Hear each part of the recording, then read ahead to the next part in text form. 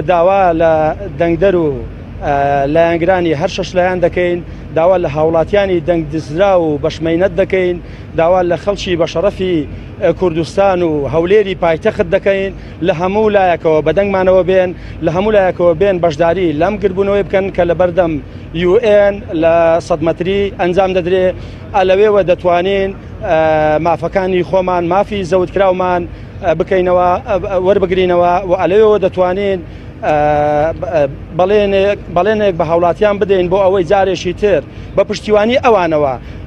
و بە هاوکاری UN و وڵاتانی دەرەوە جارێکی تر پارتی و یەکێتی و لایەنی دەسەڵات یاخود ئەوانەی دەستیان هەبووە لە دزینی دەنجی هاوڵاتیانی هەرێمی کوردستان جارێکتر جورئەتی ئەوە نەکەن دەنجی هاوڵاتیان بدزن. بۆیە دووپاتی دەکەمەوە ئێمە سەعات 4 عەسر لە بەردەمی UN ئامادە دەبین، نوێنەری لایەنە سیاسیەکان لەسەر ئاستی پارێزگای هەولێر ئامادە دەبێت و لەوێوە بەیاننامەیەکی سێخاڵیمان هەیە ئەلەوێ بۆ ڕای گشتی و بۆ UN و بۆ تەواوی هاوڵاتیانی هەرێمی کوردستان دەیخینە ڕوو و کاری جدیشمان دەبی و هیوادارین هەموو لایەک هاوکارمان بن. وەسپاسی هەموو لایەکتان دەکەین.